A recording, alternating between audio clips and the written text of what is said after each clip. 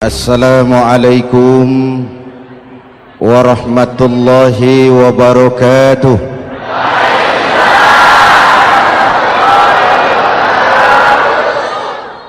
Alhamdulillah wassalatu wassalamu ala Rasulillah Sayyidina Muhammad ibn Abdullah wa ala alihi wa sahbihi wa mawala, amma ba'du. Saudara-saudara kaum muslimin di seluruh tanah air, hari-hari pada minggu akhir Ramadan kita bersama-sama menyaksikan sebuah fenomena tentang pindahnya kegiatan umat dari masjid ke pasar, dari masjid ke terminal, dari masjid ke stasiun, dari masjid ke bandara. Apa boleh buat, itulah wajah kita. Bahwa lebaran artinya mudik, bahwa lebaran artinya baju baru dan makanan.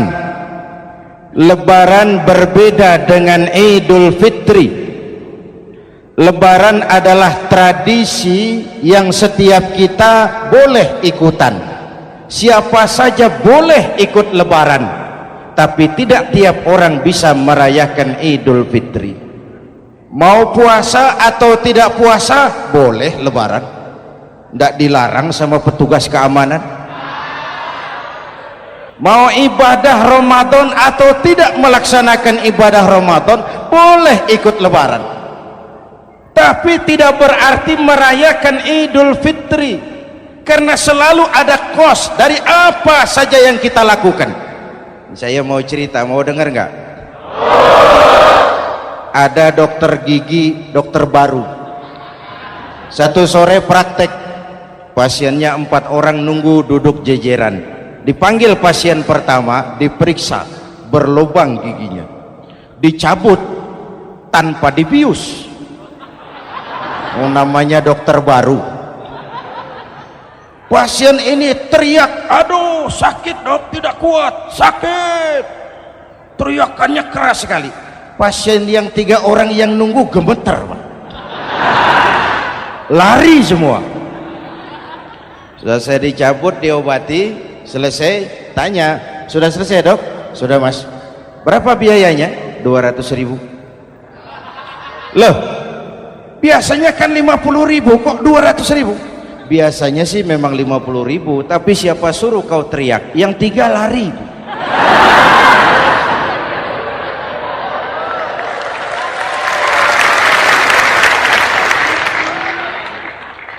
Cerita pendek ini ingin berpesan kepada kita, selalu ada ongkos yang harus kita bayar dari apa saja yang kita lakukan. Mau ibadah atau tidak, mau jadi orang baik-baik atau jadi bajingan paling tengik, mau berbuat salah atau berbuat soleh, selalu ada kosnya, selalu ada ongkosnya. Kita bicara kembali kepada fitrah, Idul Fitri. Bagaimana caranya? Pertama, saya ingin mengutip bagian pendek dari ayat 185 Al-Baqarah.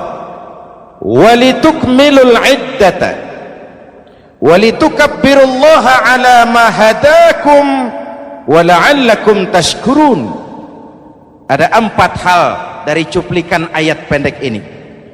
Pertama, walitukmilul iddata, hendaknya engkau sempurnakan jumlah bilangan hari puasamu. Berpuasa sebulan penuh. Sebulan penuh itu bisa 29, bisa 30. Pak, kalau beda pendapat bagaimana? Ada yang lebaran tanggal 5, ada yang lebaran tanggal 6. Hadirin, bagi yang punya kemampuan berijtihad, silahkan melakukan ru'yatul hilal. Bagi yang tidak, lebih aman ikut pesan Nabi. Apa pesan Nabi? Fa iza ikhtalaftum fa alaikum bisawadil a'zam ma'al haqqi wa ahlihi. Kalau kamu berbeda pendapat, ikut golongan terbanyak yang benar dan ahlinya. Jadi walaupun banyak, kalau tidak benar dan bukan ahlinya, tidak usah ikutin. Banyak benar dan ahlinya.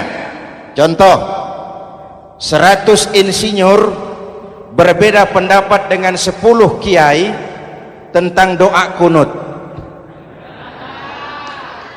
Yang diikuti pasti 10 kiai, bukan 100 insinyur. Betul? Atau sebaliknya, 10 insinyur berbeda dengan 100 kiai tentang konstruksi jembatan. Yang diikuti tentu 10 insinyur, benar dan ahlinya. Maka yang paling aman, kita punya departemen agama. Departemen agama punya ahli dari MUI, dari Nahdlatul Ulama, dari Muhammadiyah, dari Al-Wasliyah, dari Syarikat Islam, dikumpulkan melakukan ru'yatul hilal. Yang paling aman, dengeri saja pengumuman Departemen Agama.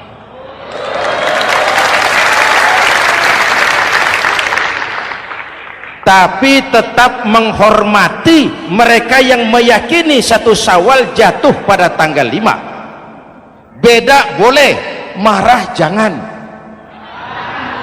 Jelas?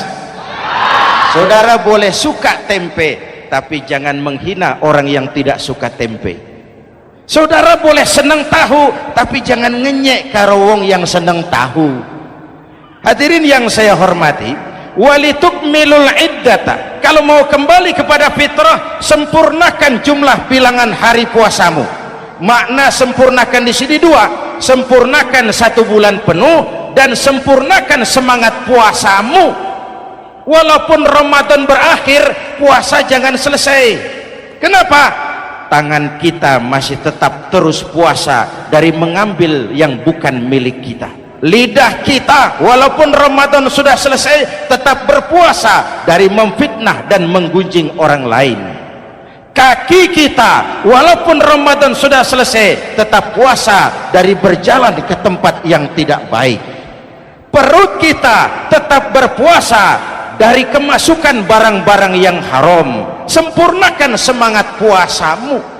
Sikap disiplin, sikap jujur, merasakan kehadiran Allah dekat dalam hidup.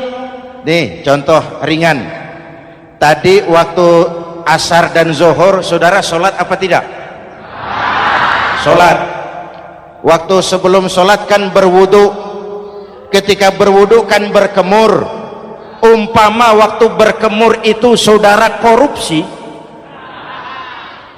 sedikit saja airnya saudara minum, saya yakin jangankan petugas keamanan, teman wudhu sebelah pun tidak akan tahu kalau waktu berkemur saudara korupsi.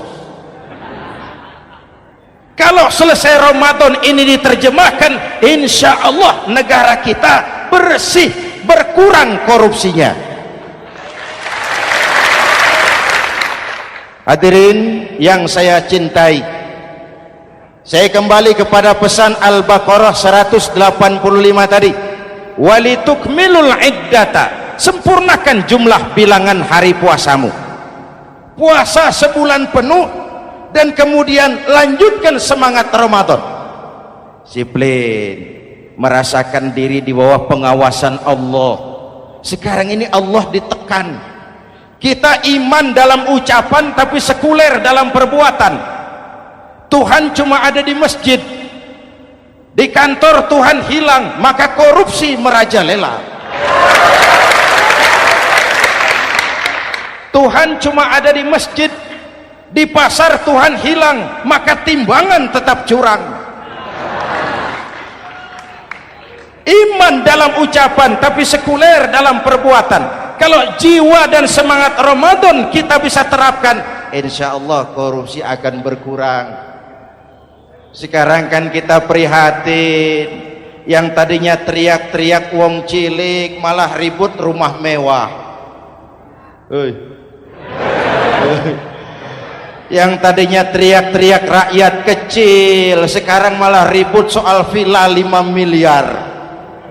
Ini kan menyedihkan, memilukan dan memalukan. Tidak punya sense of crisis. Nah, saya juga nggak tahu apa itu. Udah dengerin aja, kenapa sih? Usil bener. Padahal ekonomi kita masih terpuruk, lapangan kerja sulit, jumlah pengangguran rata-rata 2 juta orang per tahun. Lapangan kerja baru sulit terbuka karena investor, jangankan yang dari luar mau masuk, yang di dalam siap-siap keluar. Terakhir kita dengar Sony, pabrik elektronik besar, mau cabut lagi, pindah invest ke Taiwan, menyusul pabrik silet yang di Ciputat itu. Ketika ditanya apa investasi di Cina lebih murah, tidak, dia bilang lebih mahal, cuma lebih pasti. Di Indonesia murah, cuma mejanya kebanyakan, biaya siluman, namanya siluman gak karu-karuan, keluar uang banyak, urusan tidak pasti, capek. Disahkan undang-undang penyiaran yang justru ditolak oleh masyarakat penyiar sendiri. Industri penyiaran bakal kolaps karena sekarang ini boro-boro mereka industri televisi mau break even point, mau pulang modal, dengan ke depan bisa bangkrut. Akibatnya bisa kita pastikan, jumlah pengangguran makin bertambah. Hadirin yang saya hormati, kita memang setuju jangan terlalu mengadopsi siaran-siaran televisi dari luar, kita harus punya filter. Tapi pada sisi yang sama kita juga harus memperhatikan lapangan kerja buat rakyat kita ini. Walitukmilul iddata, sempurnakan jumlah bilangan hari puasamu. Kalau jumlah hari puasa sudah sempurna, tuntunan yang kedua dari Al-Quran, walitukabbirullah, hendaknya engkau agungkan nama Tuhanmu. Takbiran, takbiran itu bisa sendiri, bisa berjamaah, bisa di rumah, bisa di masjid, bisa di surau, bisa dengan pawai keliling, asal dilaksanakan dengan tertib dan tidak mengganggu lalu lintas umum. Prakteknya yang terjadi, pawai keliling itu mengganggu ketertiban umum, perang petasan, mengganggu lalu lintas. Terjadi macam, ada yang takbiran bawa bendera partai. Innalillahi wa inna ilaihi rajiun. Ini takbir politik. Hadirin yang saya hormati, kalimat takbir dalam kondisi kita, saya ingatkan kepada satu ungkapan Bung Tomo. Bung Tomo, pelaku sejarah, tokoh 10 November yang dikenal sebagai Hari Pahlawan, dalam satu pidatonya saya ingat pernah berkata, andai kata tidak ada kalimat takbir, ini ungkapan Bung Tomo, andai kata tidak ada kalimat takbir, saya tidak tahu dengan apa saya harus menggerakkan putra-putra terbaik bangsa untuk bangkit berjuang melawan penjajah.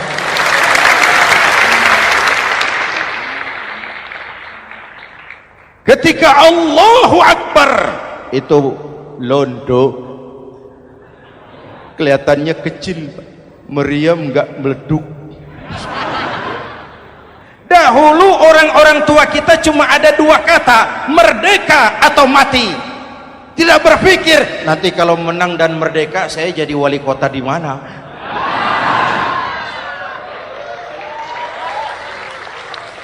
Kalimat takbir, bangsa ini harus bangkit dari keterpurukan. Bangsa ini harus bangkit mengejar ketinggalan-ketinggalannya. Bangsa ini tidak boleh terpuruk terus, dan semangat takbir harus menjiwai kita. Tidak ada capek dalam perjuangan, tidak ada puas dalam upaya. Keberhasilan cuma pengantar ke arah keberhasilan yang lebih baik lagi. Walitukabbirullah, hendaknya engkau agungkan nama Tuhanmu. Nama Allah menjadi motivasi besar dalam kehidupan kita. Ini pesan Quran Al-Baqarah 185. Pesan kedua, setelah sempurnakan jumlah bilangan hari puasamu, agungkan nama Tuhanmu. Takbiran.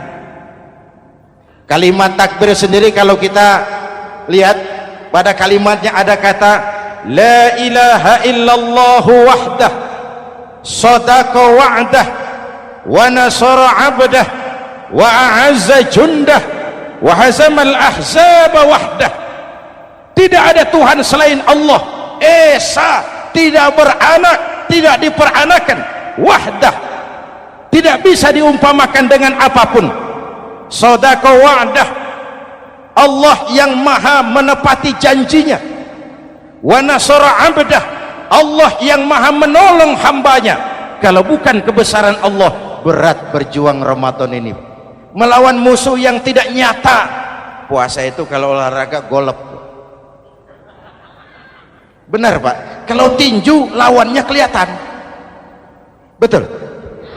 Sepak bola musuh kelihatan, bulu tangkis kelihatan, golf siapa musuhnya? Itulah puasa, menghadapi musuh yang tidak kelihatan. Itu lebih berat daripada perjuangan mengangkat senjata, lebih berat daripada berjuang mengorbankan harta.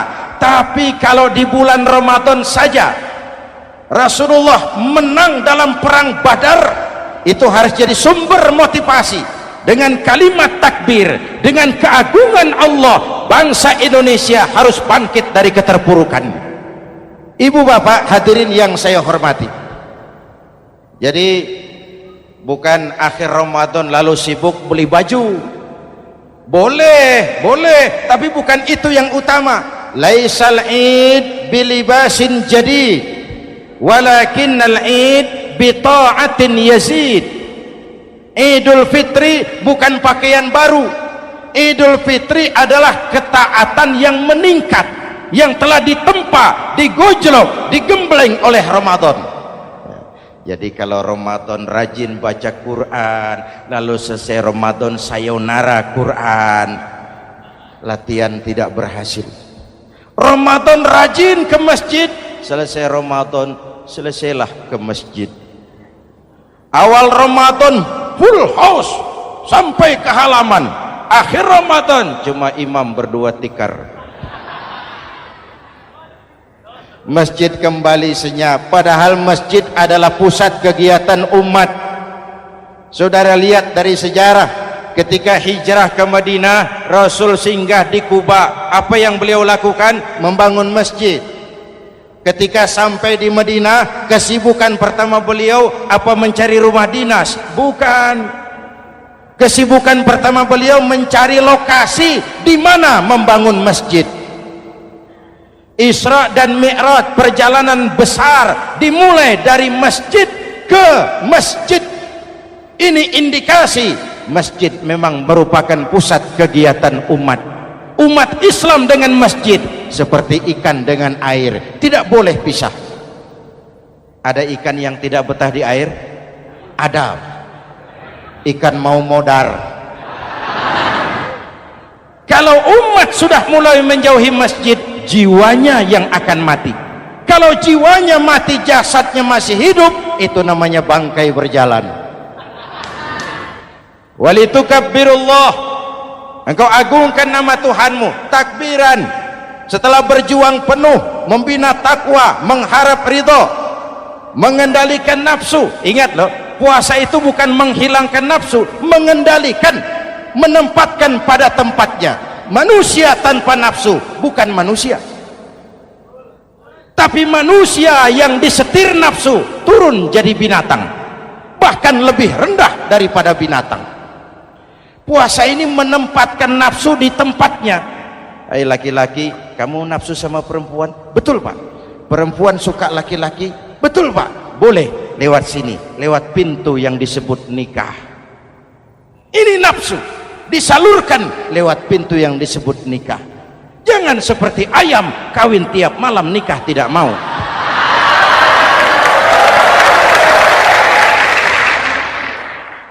Hai manusia, nafsu kepada materi, kepengen kaya? Iya Pak, boleh. Usaha yang halal, jual beli yang halal. Wa ahallallahu al-bai'a wa harrama riba. Allah halalkan jual beli. Jangan ingin kaya lalu makan renten, ingin kaya lalu korupsi, ingin kaya lalu buka peternakan tuyul. Manusia ingin berkuasa boleh, tapi tetap punya etika dan moral. Jangan ingin berkuasa lalu fitnah, ingin berkuasa lalu mengadu domba orang, ingin berkuasa lalu menghalalkan segala cara. Puasa menempatkan nafsu pada tempatnya. Manusia yang dikendalikan nafsu lebih puas daripada binatang. Saya punya ungkapan lama, sebuas-buasnya kerbau makanannya tetap rumput. Saya belum pernah dengar ada kerbau terlalu buas lalu makan roti. Betul? Tapi manusia kalau sudah dikendalikan nafsu, manusia bukan cuma makan nasi, aspal, semen, kertas, minumnya solar, jauh lebih buas daripada binatang. Inilah puasa, arep nguwong ke wong, agar manusia itu jadi dirinya, fitrahnya, jangan dikendalikan oleh nafsu. Kita ini sudah diciptakan fi ahsani taqwim. Masya Allah. Presented by The Integral CJ's Management.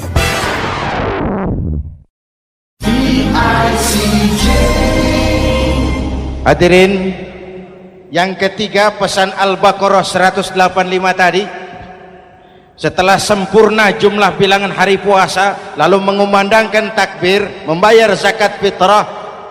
Kenapa itu kita lakukan? Mengagungkan nama Allah, ala ma hadakum, agungkan nama Allah yang telah memberikan hidayahnya kepadamu. Masya Allah nih, hidayah, kita bersyukur. Hidayah ini hak prerogatif Allah, diberikan kepada siapa saja yang dikehendaki oleh Allah. Kita bisa lihat dalam sejarah, ada anak Nabi tidak mendapat hidayah, tidak terpanggil mengikuti kebenaran yang disampaikan oleh bapaknya, namanya Kan'an, putra Nabi Nuh. Ada ayah Nabi bernama Azar, ayah Nabi Ibrahim, putranya penegak tauhid, ayahnya produsen berhala. Ada istri Nabi, istrinya Nabi Lut, tidak mendapat hidayah, tidak terpanggil mengikuti kebenaran. Lalu Abu Jahal, Abu Lahab, paman Nabi, melihat Nabi, menyaksikan mukjizat, mendengar wahyu, melihat tutur kata Nabi, hidayah tidak datang kepada dia, maka mereka tidak terpanggil mengikuti kebenaran. Kita alhamdulillah keponakan Nabi saja bukan, mendapat yang namanya hidayah ini. Ini harus kita pelihara, kita jaga baik-baik, karena ini merupakan hak prerogatif Allah. Yahdi man yasha, diberikan kepada siapa saja yang dikehendakinya. Hadirin, sembari kita mengambil pelajaran tentang Kan'an yang tidak dapat, putra Nabi Nuh. Ini saya ngambil bagian cerita sejarah, masih mau dengar? Nabi Nuh diberi umur 950 tahun, berdakwah sepanjang hidup. 800 tahun beliau dakwah, dapat pengikut tidak lebih 80 orang, rata-rata 10 tahun satu. Yang dihadapi ini umat yang kurang ajar, bandel, bajingan, tengik. Kalau diceramahi, telinganya ditutup dengan tangannya. Ini saking kurang ajarnya ini umat. Diberikan dakwah, telinganya ditutup dengan tangan. Nabi Nuh ketika di puncak kesabarannya munajat, ya Rabb, bagaimana Nuh? Siang malam saya berdakwah kepada umat ini, saya sampaikan risalahmu, saya canangkan seruanmu, saya sampaikan ajaranmu. Inni da'autu qaumi lailan wa nahara, siang malam saya berdakwah kepada umat. Wa inni kullama da'autuhum ja'alu asabi'ahum fi adhanihim. Tiap kali saya sampaikan dakwah kepada mereka, mereka tutup telinganya dengan tangannya. Saya tidak sanggup menghadapi umat seperti ini, ya Allah. Habis mau kamu bagaimana? Sikat saja sudah semua ini, bikin mati saja. Nanti kalau punya anak, anaknya kafir lagi. Lebih baik bapak moyangnya, mbah-mbahnya sikat semua. Rabbi la tazar 'alal ardi minal kafirina dayyara. Jangan disisakan orang kafir, habisin semua. Itu mau kamu? Iya. Buat kapal Nuh, nanti aku turunkan banjir. Dengan apa saya membuat kapal ya Rabb? Pakai kayu Nuh. Kayunya dari mana ya Rabb? Dari pohon tentu. Pohonnya belum ada ya Rabb. Tanam dulu Nuh. Membuat kapal kayunya nanam pohon dulu. Apa artinya? Perjuangan bukan simsalabim abracadabra. Perjuangan bukan makan lombok, ini hari dimakan, ini hari pedas. Perjuangan itu proses, ada keringat, ada air mata, ada darah, tempo-tempo nyawa. Itulah perjuangan. Sudah pohon ditebang, buatkan kapal di tengah kampung. Umat unjuk rasa lagi. Nuh makin gila. Bikin kapal di tengah kampung, mau belayar kemana? Selesai Nuh, selesai ya Rabb. Naik. Orang-orang yang beriman bersamamu, naik. Binatang serba sepasang, naik. Naik Nuh, naik. Orang beriman, naik. Binatang serba sepasang. Gerimis mulai turun. Setelah kapal semua terisi, Nabi Nuh kontrol. Sudah naik semua? Sudah. Nuh, Mas Bejo ada? Ada. Bawa painem, naik sudah, masuk. Oke. Kan'an anak saya ikut tidak naik kapal. Kami tidak lihat Nuh. Turun ke bawah. Ada Kan'an. Kami tidak lihat Nuh. Naik ke atas buritan. Kelihatan Kan'an tidak ikut naik kapal. Kumpul bersama orang kafir di daratan. Inilah potret kehidupan. Kumpul dengan orang-orang kafir. Berapa banyak anak-anak kita tidak mau ikut orang tuanya ke masjid, kumpul dengan orang-orang kafir di tempat maksiat.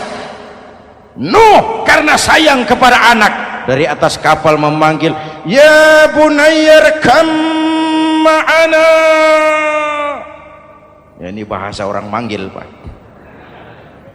Kan'an, kesini nak, naik kapal sama papi.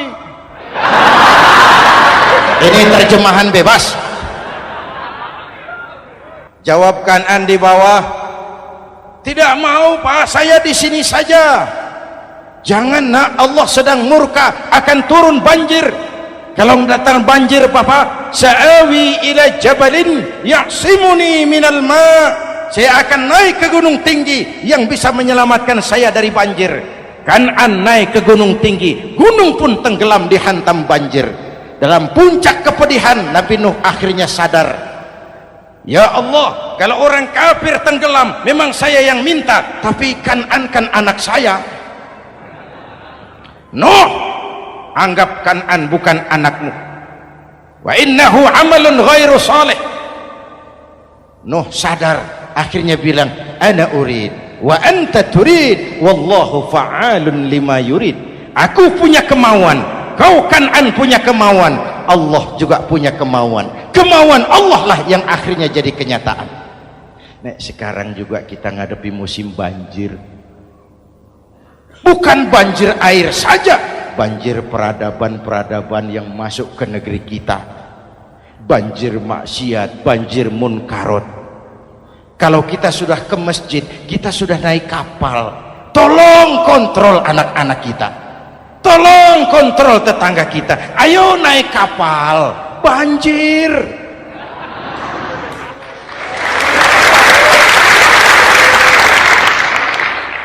Ditutup ayat ini dengan wala'allakum tashkurun. Atas hidayah yang diberikan kepada kita, kita bisa melaksanakan ibadah Ramadan, bisa takbiran, dan diakhiri dengan ungkapan tasyakkur. Tasyakkur dan tafakkur, mensyukuri nikmat. Saya berulang kali mengingatkan, nikmat bisa berubah menjadi azab kalau kita tidak pandai mensyukurinya. Bayangkan Pak, tahun 87-an kita itu jadi negara yang berswasembada pangan. Beras kita cukup untuk rakyat kita. Sekarang kita jadi pengimpor beras terbesar.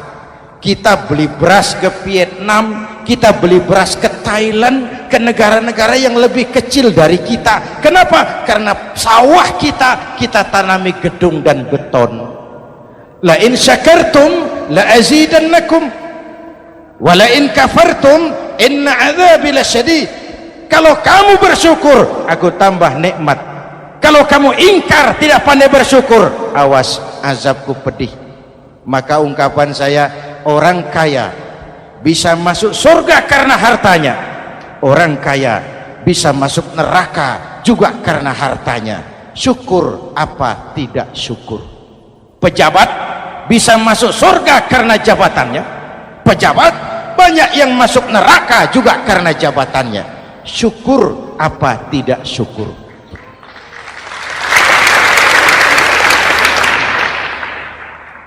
Orang alim, kiai bisa masuk surga karena ilmunya. Orang alim pun bisa masuk neraka lebih dulu dari penyembah berhala juga karena ilmunya. Syukur apa tidak syukur? Kasih jabatan sebagai pemimpin lalu menyadari sayyidul qaumi khadimuhum. Pemimpin suatu umat adalah pelayan bagi umat itu. Pelayan harus melayani, bukan minta dilayani. Selama ini kita memandang jabatan itu jalan pintas menuju kaya. Jabatan itu artinya kekuasaan dan fasilitas, maka yang lahir rampok-rampok baru.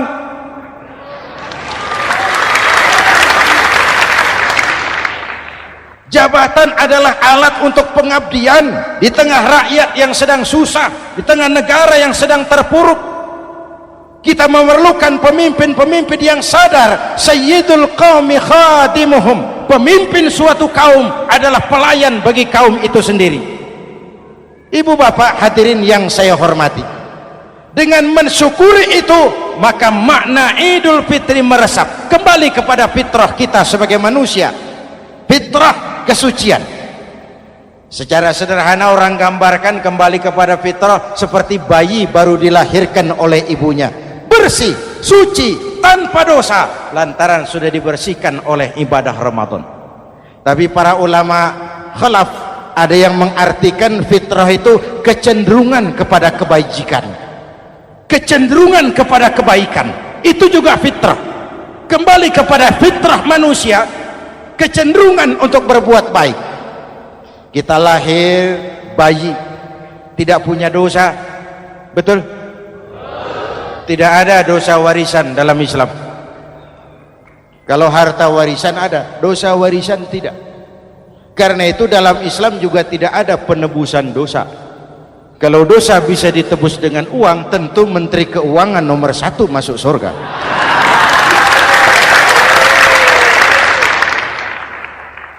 Dosa dalam Islam ditebus dengan taubat, langsung kepada Allah, sonder calo. Hadirin yang saya hormati, kembali kepada fitrah seperti bayi baru dilahirkan oleh ibunya, bersih, tidak punya dosa kepada Allah lantaran sudah dibersihkan oleh ibadah Ramadan. Soalnya kemudian kita kan tidak hanya bersalah kepada Allah, kita ini juga bergaul dengan sesama manusia, betul? Sebuah hadis, sahabat ditanya oleh Rasul, atadruna manil muflis? Saudara-saudara, tahu kamu siapa orang yang bangkrut? Oh Rasul, orang bangkrut yang tidak punya uang, orang bangkrut yang tidak punya harta. Salah kata Rasul, innal muflisa min ummati, yang bangkrut dari golongan umatku, yang besok di hari kiamat datang menghadap Allah dengan membawa pahala solat, membawa pahala zakat, membawa pahala haji, membawa pahala sedekah pada satu pihak. Sementara pada sisi yang lain sebelah kiri, orang ini juga datang membawa kesalahan karena pernah mencaci maki orang, pernah memfitnah orang, pernah memakan harta orang dengan cara yang zalim. Satu sisi bawa kebajikan, sisi lain bawa kesalahan. Kalau ini yang terjadi, bagaimana nasib kita? Kata Nabi, Tuhan, ini pahala solat saya, ini solat yang wajib, ini yang sunnah, rawatibnya, nawafilnya. Datang orang, sebentar Tuhan, apa? Dia memang rajin solat, tapi saya pernah dicaci maki, hancur nama saya, remuk hati saya. Di dunia saya tidak bisa membalas karena dia lebih berkuasa. Sekarang saya menuntut keadilan. Betul? Iya Tuhan. Sini pahala solatmu, kasih orang yang kau caci maki. Tuhan, ini pahala puasa saya, yang wajib Ramadannya, sunnah 6 hari Syawalnya, Senin Kemisnya. Ini Tuhan. Datang lagi, sebentar Tuhan. Kenapa? Dia memang rajin puasa, tapi saya pernah difitnah tanpa benar, dicorengkan arang ke dahi, hancur nama saya karenanya. Saya menuntut keadilan karena di dunia waktu itu cuma banyak pengadilan tapi tidak ada keadilan. Benar? Benar. Ini pahala solatmu, kasih orang yang kau fitnah. Tuhan, ini pahala zakat saya. Datang lagi, Tuhan, dia memang suka zakat tapi korupsinya lebih besar dari zakatnya. Nuntut keadilan. Sini pahala zakatmu kasih. Kalau habis pahala kebaikan, orang yang menuntut masih banyak, diambillah dosa orang yang kita sakiti, diberikan kepada kita. Pahala dipreteli, dosa diberikan. Apa enggak bangkrut? Ibarat orang dagang, modal habis, tagihan hutang datang terus. Kenapa? Orang ini cuma baik hubungannya kepada Allah, tapi tidak baik hubungannya dengan sesama manusia. Karena itu dalam konteks dengan fitrah, manusia makhluk yang fitrah. Apa fitrah itu? Pertama, manusia makhluk yang bertuhan, itu fitrah. Mengingkari Tuhan, mengingkari fitrah. Yang kedua, manusia makhluk sosial, zon politikan, itu fitrah. Kita tidak bisa hidup sendiri. Betapa dan siapapun kita memerlukan yang lain. Maka nuansa Ramadan intinya adalah silaturahmi. Nuansa Idul Fitri silaturahmi antar sesama kita. Ada baiknya saya ingatkan lagi sebuah hadis. Masih mau dengar? Selesai sholat Id, sahabat mendengar Rasul mengucapkan amin 3 kali. Amin, amin, amin. Ya Rasul, ada apa? Tadi turun Jibril selesai sholat, mau berdoa. Muhammad, aku mau mohon kepada Allah, mau kau aminkan? Silahkan Jibril. Jibril doa, Rasul amin. Doanya 3 macam permohonan, maka Rasul 3 kali mengucapkan amin. Kalau sudah Jibril yang doa, Rasul yang amin, apa iya doanya ditolak? Apa isi doanya? Yang pertama, ya Allah, doa malaikat Jibril, hari ini 1 Syawal, waktu itu doanya, saya mohon kepadamu, jangan engkau terima puasa dan ibadahnya anak yang durhaka kepada ibu bapaknya. Rasul mengucapkan amin. Renungan buat kita. Itu sebabnya barangkali sesibuk-sibuk di Jakarta masih mau mudik nemui orang tua. Yang kedua, ya Rabb, saya mohon kepadamu, jangan engkau terima puasa dan ibadahnya istri yang durhaka kepada suaminya. Amin. Kedengaran Bu? Ada ibu-ibu tanya, Pak, kalau suami yang durhaka sama istrinya bagaimana? Ah, hadisnya tidak menjelaskan itu, Bu.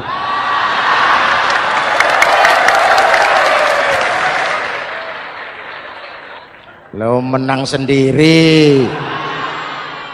Yang jelas suami itu presiden rumah tangga, dimintakan tanggung jawab tentang istrinya. Nah, istri swargo manut neraka kadut.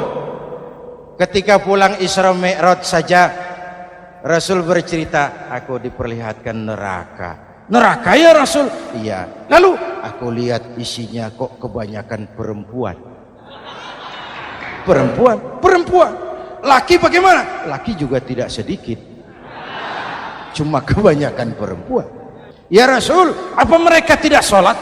Sholat. Apa mereka tidak ngaji? Oh, rajin mereka sama suaminya. Kenapa banyak mereka di sana? Rasul senyum dan menjawab, hunna yakfurnal asir. Umumnya perempuan kurang bisa terima kasih sama suaminya.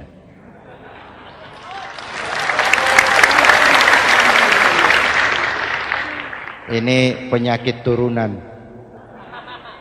Oi, ngaku oi. Lalu yang ketiga, ya Allah, hari ini saya mohon kepadamu, jangan engkau terima puasa dan ibadahnya muslim yang tidak mau memaafkan sesama saudaranya muslim. Memaafkan lebih berat daripada meminta maaf, tapi memberi maaf lebih mulia daripada meminta maaf. Inilah nuansa mengembalikan semangat saling menghargai, saling mencintai, keutuhan, kerukunan, dan kedamaian. Sudah capek kita rakyat dengan konflik, sudah capek kita dengan mengedepankan perbedaan dan bukan persamaan. Sudah waktunya kita berbeda tapi tetap bergandengan, tetap bersama menyongsong hari esok yang lebih baik. Mintalah ridho ibu bapak, suami kepada istri, istri kepada suami, dan memaafkan sesama saudara muslim sehingga kita benar-benar kembali kepada fitrah. Terima kasih dan mohon maaf, semoga ada manfaatnya. Usikum wa nafsi bitaqwallah. Wassalamualaikum warahmatullahi wabarakatuh.